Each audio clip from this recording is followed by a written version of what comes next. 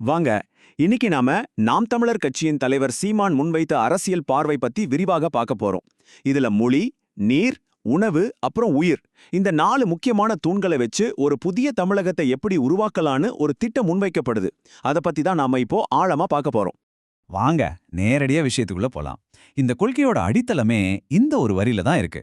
இது என்ன சொல்லுதுன்னா, மொழி மற்றும் அடையாளத்தை பத்தி நாம வச்சிருக்கிற புரிதலை மறுபரிசீலனை செய்யணும்னு சொல்லுது. ஆங்கிலங்கிறது அறிவு கிடையாது, அதுவும் மற்ற மொழிகள் மாதிரி ஒரு மொழிதான்ற கருத்திலிருந்து தான் எல்லாமே தொடங்குது. இந்த முழு பார்வையும் 4 முக்கியமான தூண்கள் மேல கட்டப்பட்டிருக்கு. நாம இப்போ ஒவ்வொன்றா விளக்கமா பார்க்கலாம். வாங்க, முதல்ல நம்ம அடையாளத்தோட ஆணிவேரான மொழியிலிருந்து ஆரம்பிக்கலாம். முதல் தூண் என்ன சொல்லுதுன்னா, நம்ம தாய்மொழி தான் நம்ம சிந்தனையோட அடித்தளம்னு சொல்லுது. தாய்மொழியில நல்ல ஆழமான புலமை இருந்துட்டா உலகத்துல இருக்கிற எந்த மொழியை வேணாலும் ரொம்ப சுலபமா கத்துக்கலாங்கிறது இதோட மையக்கருத்து. இது சும்மா மொழியை பத்தி மட்டும் இல்ல, நம்ம தன்னம்பிக்கை, நம்ம கலாச்சார வேர்களை பற்றியதும் கூட. அதாவது இதுல முக்கியமான பார்வை மாற்றம் என்னன்னா, பல மொழிகளை கட்டாயப்படுத்தி திணிக்கிறத விட்டுட்டு முதல்ல தமிழ்ல முழுமையான தேர்ச்சி அடைகிறதுல கவனம் செலுத்தணும். மற்ற மொழிகளையெல்லாம் தேவைப்படும் போது கத்துக்க வேண்டிய ஒரு கருவியா, அதாவது ஒரு டூலா மட்டும்தான் பார்க்கணுங்கிறத தான் இதோட நோக்கம். சரி, மொழிய பத்தி பார்த்தாச்சு. அடுத்து நம்ம வாழ்க்கைக்கு இன்னொரு முக்கியமான அடிப்படை ஆதாரம், அதுதான் நீர். அத பத்தி பார்ப்போம். இந்த கொள்கை அறிக்கை தண்ணீர் பிரச்சனைய ஒரு அவசர நெருக்கடியா பார்க்குது. இதுக்கு உடனடியா தீர்வு காணப்படணும்னு சொல்லுது. இந்த நீர்க்கொள்கை எங்கிருந்து வருதுன்னா, நம்ம வள்ளுவர் சொன்ன நீரின்றி அமையாத உலகு என்ற வார்த்தைகள்ல தான் ஆழமா வேரூன்றி இருக்கு. இது வெறும் பழமொழி இல்ல, தண்ணி தான் நம்ம வாழ்க்கை, நிலம், செழிப்பு எல்லாத்துக்கும் முழுமையான அடிப்படைங்கிறத உணர்த்துற ஒரு அரசியல் வழிகாட்டுதல். இந்த பிரச்சனையின் அளவை நீங்களே பாருங்க. ஒவ்வொரு வருஷமும் கிட்டத்தட்ட 2300 டிஎம்சி மழைநீர் கொஞ்சம் கூட பயன்படுத்தப்படாம அப்படியே கடல்ல போய் கலக்குது. ஆனா அதே நேரத்துல நம்ம மாநிலம் தண்ணீருக்காக பக்கத்து மாநிலங்களை நம்பியிருக்கு. இந்த முரண்பாட்டை தான் சரி செய்யணும். தண்ணிய சரியா நிர்வகிக்காததோட விளைவுகளை நம்ம நுயலாறு மாதிரி இடங்கள்ல நேரடியாவே பார்க்கறோம். அங்க தொழிற்சாலையிலிருந்து வர்ற கழிவு நீர் தண்ணிய மட்டும் இல்ல, நிலத்தையும் கடைசியில நம்ம சாப்பிடுற சாப்பாட்டையும் விஷமாக்குது. இது ஒரு சங்கிலித் தொடர் விளைவு மாதிரி. சரி, இதுக்கு முன்வைக்கப்படுற தீர்வு என்னன்னா, அது ரொம்ப தெளிவான ஒரு 3 படி திட்டம்.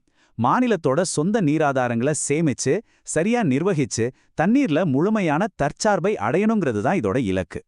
வாழ்க்கையோட ஆதாரமான தண்ணீர்ல இருந்து நம்ம வாழ்வாதாரத்துக்கு வருவோம், அதாவது நம்ம வயிற்றுக்கான திட்டம்.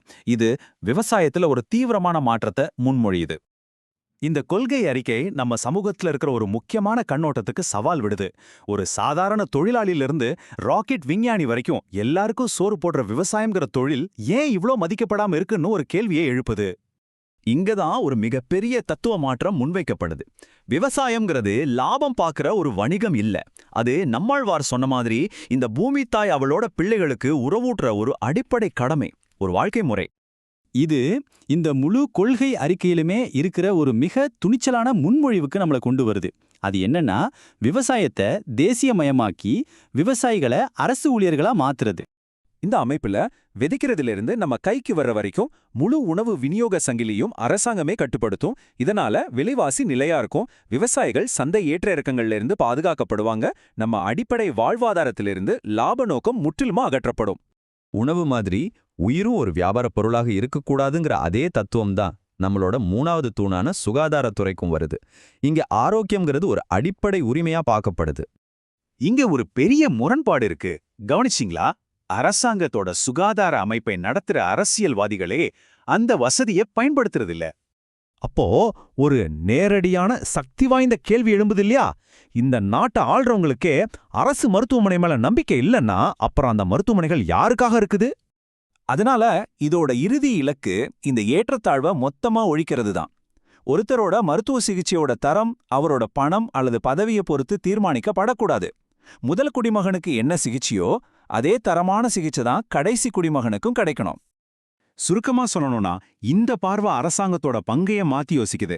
மொழி, நீர், உணவு, ஆரோக்கியம்னு நம்ம வாழ்க்கையோட அத்தியாவசிய தேவைகள் எல்லாத்துக்கும் அரசாங்கமே நேரடியா பொறுப்பேத்துக்கணும்னு வாதிடுது. கடைசியா உங்களை யோசிக்க வைக்கிற ஒரு கேள்வியோட இந்த பதிவை முடிக்கலாம். நம்ம வாழ்க்கைக்கு தேவையான அத்தியாவசிய பொருட்களான தண்ணி, உணவு, ஆரோக்கியம் இதெல்லாம் ஒரு வியாபார பொருளா இல்லாம அரசாங்கத்தோட ஒரு சேவையா மாறும்போது ஒரு குடிமகனுக்கும் அரசுக்கும் இடையான உறவு எப்படி மாறும்? யோசிச்சு பாருங்க.